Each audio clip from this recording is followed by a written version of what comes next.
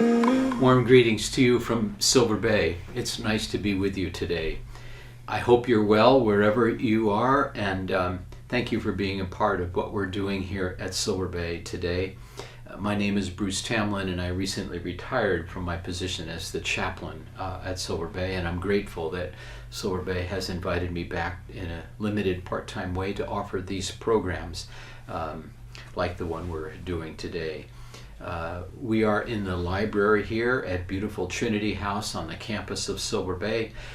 Summer is upon us, the lake is warming up, the staff is coming in. It's going to be a terrific summer, and hope that you can be a part of it. And with me this morning is Austin Porth, Silver Bay's digital marketing media specialist, who does such a great job in producing these for us. Thanks for all you do, Austin.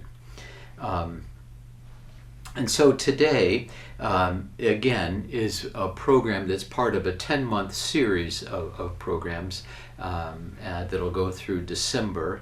And the series that we're working on, the title of them all is called Making the Most of This Precious Life. This life we've been given as a gift. And so these programs are an attempt to lift up this gift of life we have and to look at different aspects of our life to try to make the most of this precious gift that we've been given that way. And so before we get into the specific program today, I'd like to just begin with a short centering experience. So let me suggest that you find a comfortable chair like I'm finding here at the Brookside Trinity Library. If you've never had a chance to stop by the Trinity Library here, the Spiritual Life Library in Trinity House, I would recommend it. It has some beautiful books, and it's a beautiful place to sit and read. So hopefully you've found a chair to sit in where you are, and we'll do this short centering exercise as a way of preparing for what we're going to talk about in a few minutes. There are many different ways of doing a centering exercise like this. This is a simple one. It's a form of centering prayer or meditation, however you want to sort of characterize it. But what I'd like to do just to start is just to do a brief body scan and to see where we might be holding tension in our body. So if we start out at our ankles and feet, maybe just close our eyes for a minute and then feel any tension that we might be holding in our ankles, feet, our lower legs, or calf muscles. And if we sense some tension there, just letting that tension go. And then moving up into our knees and our thighs, our hip area, just to, if again, holding tension, just to let that tension go and relax into the chair. Feel the support of the chair. And then to move up through our midsection, up through our stomach area and chest, and just letting any tension go that's there. And then moving up into our shoulders, our neck, and up into our head, just letting any tension that we might be holding there go, and to feel again the support of the floor and the chair, and just resting into it with our whole being. And now just to do a short breathing exercise, and this breathing exercise, it's called the relaxation response. It was developed by Dr. Herbert Benson. But what we do is we just follow our breath in and our breath out in our mind's eye. And as we focus on our inhaling, and then as we exhale, we just say a mantra word like peace or hope or love or joy, a word that just is comforting to you and grounding and brings you a sense of inner calm and peace. And so again, we just follow our breath in with our mind's eye, and as we exhale that breath, we just silently say to ourselves the word that we've chosen, this peaceful, gentle word. And so we'll just do this for a couple minutes together, where we breathe in, we breathe out, and as we exhale, we just say silently to ourselves our mantra word. So let us just repeat this for 3 or 4 breaths together. Inhaling and exhaling.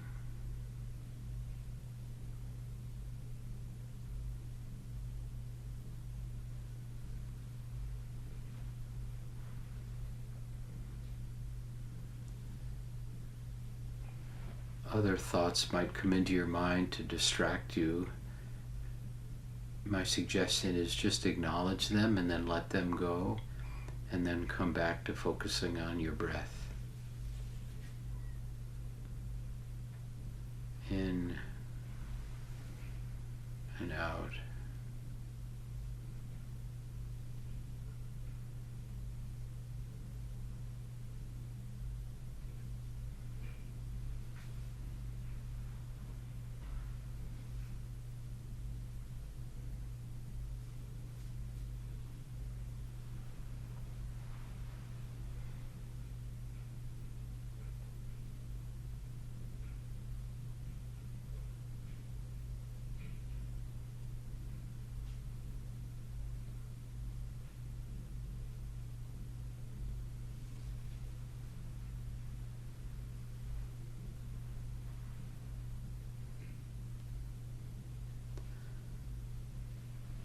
So we're not able to do maybe the amount of time we would like to devote to this, because we do want to get into our program today, but maybe this sort of daily spiritual practice is something you would like to do, and maybe for 10 or 15 or 20 minutes you're able to just sit quietly, follow your breath, and say your mantra word as you exhale. The research is really clear that people that do this kind of spiritual practice on a daily basis, there are just tremendous benefits to us in doing such. So thank you for your willingness to do this, and it might be something that you want to do on a regular basis yourself.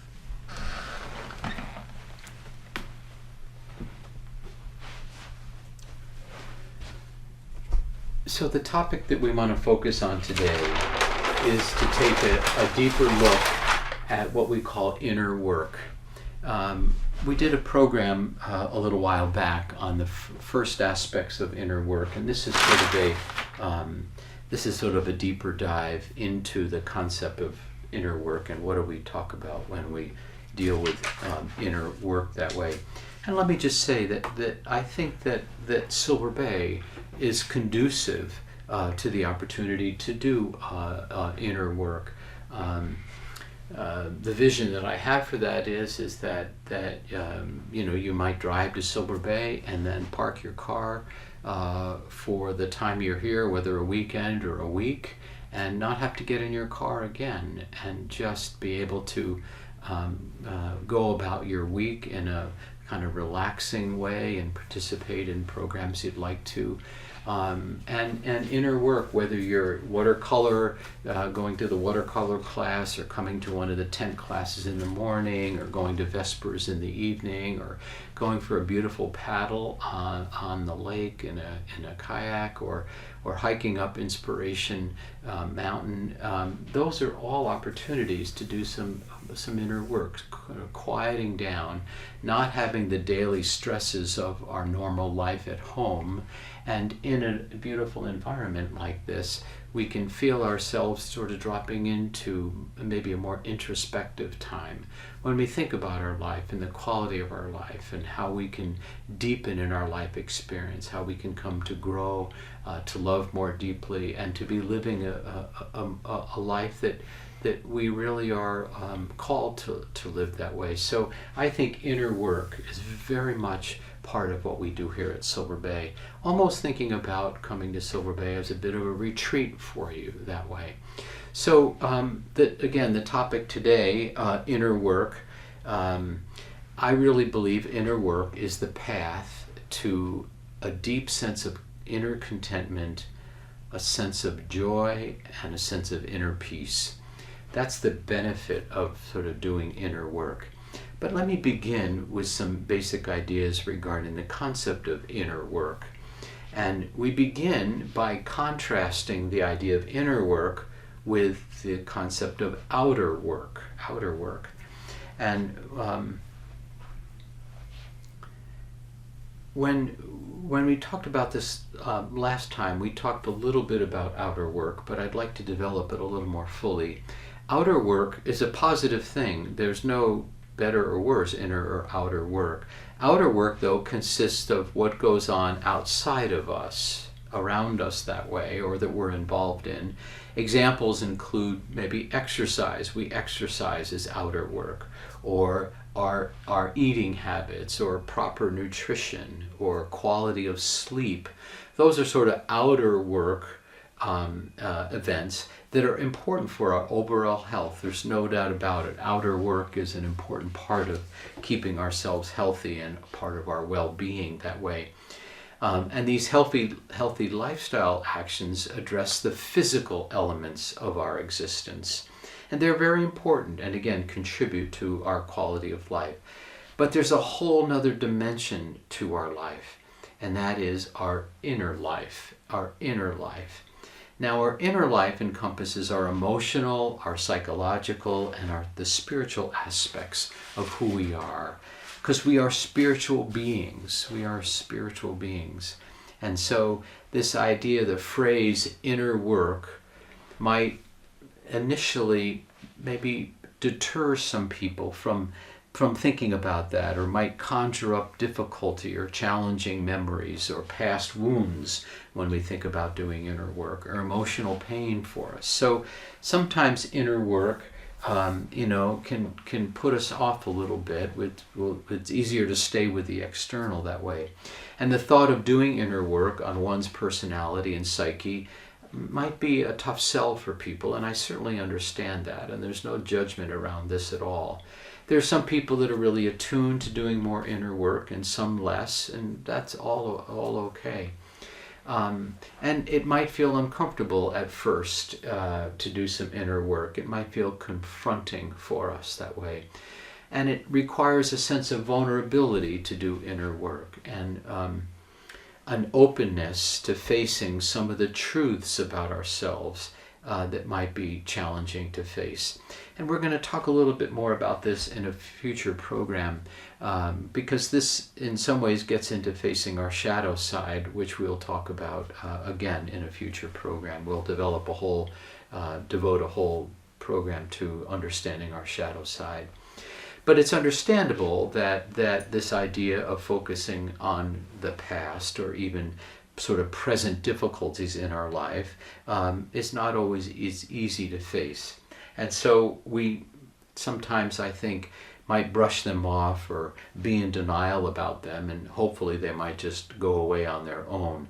But it really doesn't work that way.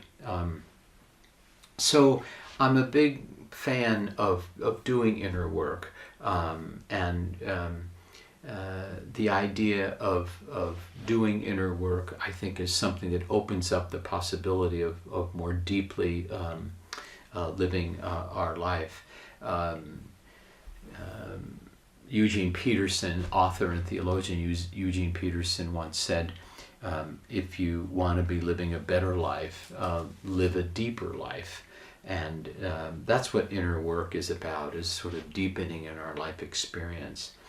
And it's sort of observable that it's easier to evaluate sort of the outer life that way, our physical results, than it is to evaluate sort of emotional or psychological process.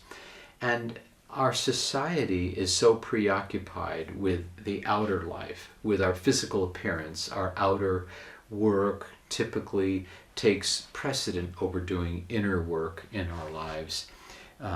Outer work is easier to focus on and is not as complicated or as messy as inner work. And with outer work, one can see and measure the results of doing that outer work. And outer work supports our need to look good and to act well and to be seen by others as competent and whole and together and capable. Outer work is our sort of persona. Outer work is how we want others to see us and perceive us and understand us. And so it's also important to note that outer work is marketed to us by this huge advertising industry. So many products and services are held up to us as important and essential components. How we look, how we smell, how we carry ourselves. And in many ways, it's easier to look good on the outside. And we work hard at looking good on the outside. We're concerned about what others think of us again. And we don't want others to look poorly upon us. And we'll go to great lengths to project and portray how together and accomplished we are. And sometimes, sadly, these great lengths that we take include exaggerating about our life or deceiving or even sometimes being untruthful about who we really are. And the need to be seen in such a positive and a good light can end up being really a burden for us. We're always posturing, always configuring, always compromising, always being challenged to keep up our image, maintaining our sense of superiority and pretending to be somebody that we know deep down that we are not. This can be exhausting for us and doesn't lead us to a joyful, contented, and grounded life. And there is a way out of this sort of shallow and at times empty existence, and that is to turn and to open and to be aware of and to focus on our inner life, our inner work. And the inner life is what goes on inside us, our thoughts, our feelings, our emotions, our reflections, and our inner experiences. This inner life is something we all have and can relate to. And it's this inner life that can lead us to experiencing a greater sense of joy and a deeper sense of inner contentment and a fuller, more satisfying life. Again, I'm such a fan of this idea of doing inner work to bring about a real joy in our life. And to achieve the benefits of this inner life, it takes some effort. We have to work at it and focus on it. And we have to be honest with ourselves, be willing to be vulnerable and open to who we are, with all of our good qualities and all of those qualities that challenge us that way.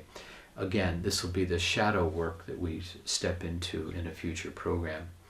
And this work we are called to do on our inner life is again called inner work. And inner work is the key, I think, to, again, a life of contentment and joy. And it is through this inner work that we come to know ourselves and to learn about ourselves and to forgive ourselves and to embrace ourselves, to accept ourselves and to love ourselves. See, inner work is the path to real freedom.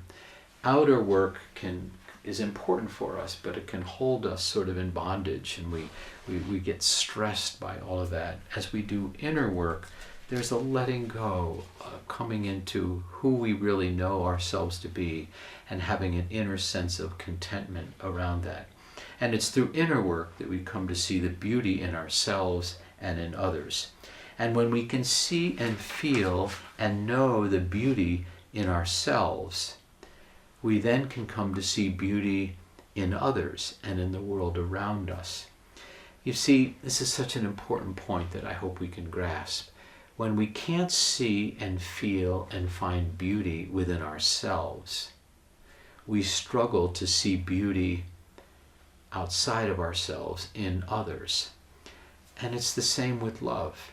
When we don't know and feel and experience love within us and for ourselves, then we have a real difficult time experiencing love for those and people around us.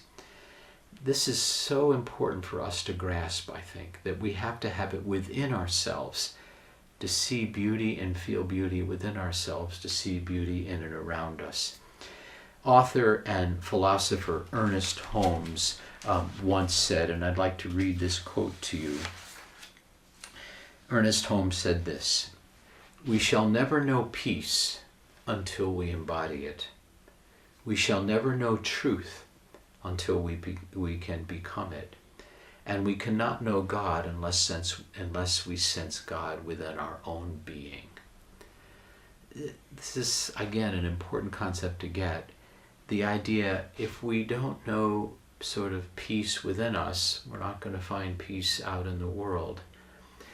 The opposite of that is if we only know chaos within us, that's what we're going to be projecting onto the world as chaos.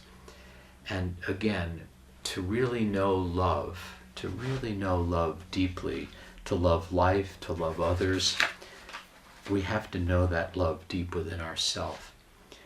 At its core, inner work is the process of getting to know ourselves and to form this sense of introspection that allows us to look inside and see what we might be harmfully attached to and what we need to let go of. And that maybe we need to let go of past wounds or habits or addictions or thoughts that way. And doing inner work helps us to release those. And inner work is the process of deepening in our inner journey to become clearly more the women and the men that we were called to be living this life, this idea of this life being such a gift. Inner work leads us to maximizing this beautiful life that we've been given, this gift of life. And it does take courage to do this inner work. It's not always an easy journey, but the benefits are worth the effort. Now, inner work helps us to achieve what Carl Rogers felt was the description of a psychologically healthy person. Carl Rogers, the founder of client-centered therapy and a whole school of therapy called client-centered therapy, felt that the more congruence there was between what's going on inside of us and how we're living our life externally, the healthier we are. Meaning that what you see is what you get. The idea that what is going on inside of me is how I'm conducting my life outside of me. That's congruence, and that's a healthier life. When what's going on inside of me is very different than what people are seeing outside of me, that's a life that is not as consistent and tends to have more issues and more challenges and less joy and less contentment. When people have a great deal of discord between their inner life and their outer life, Rogers thought that was an indication of a lesser emotional and mental stability that way. And that's why people would seek therapy oftentimes. So let me close with 3 key ideas that relate to this idea of inner work. First, as I said a little bit earlier, it takes courage and self-trust to do inner work. And it can be challenging to do introspective work. It takes the ability and the fortitude and this inner strength to start to take a look at our life and to attempt to improve our life that way. So this courage that we need to do this sort of inner work is important for us to keep marshaling and to keep working on. We don't know exactly what we'll find as we do this inner work, and that's why it takes a personal commitment to do it. And I always recommend doing inner work with maybe somebody that you trust, a spiritual director, a therapist, a guide, a coach, somebody that you feel that you'd like to do this inner work with. And number 2, it takes being vulnerable to do inner work. We must be willing to look at ourselves honestly and openly, with all warts and all that way. But we do this without self-judgment, without self-criticism. And a quote that I'd like to share with you here is a quote that comes out of Jungian psychology Carl Jung's work, and basically says this: the amount of growth and transformation we will experience is proportional to the amount of truth that we can stand about ourselves. And that's why this idea of being vulnerable, let me really take a look at those places that I feel that are not as whole as I'd like them to be, or some inconsistencies in my life, or how what I believe is not how I'm living my life that way. And so this vulnerability allows us to take a look at that and to be able to make some changes around it. And again, we do this without self-judgment or self-criticism. And number 3, and lastly, it's important to know that the opportunity to do this inner work can lead us clearly to a more wholesome, healthy, joy-filled, contented, and enjoyable life. I really believe that to be true. That inner work is the path to meaning and purpose and joy. And so I hope this has been helpful for you, and that I hope that you can be with us for our next program, which will go into more specifically this idea of dealing with our shadow side, which will focus on the sort of ways and techniques that are available to us to look at our shadow piece. And also in a future program, we're going to look at specific ways of doing inner work that I think will help us as we move forward in the capacity to live this abundant life that we've been called to. Again, I hope this has been helpful for you. Thank you for being with us today, and we look forward to seeing you at a future program. Take care, and bye now.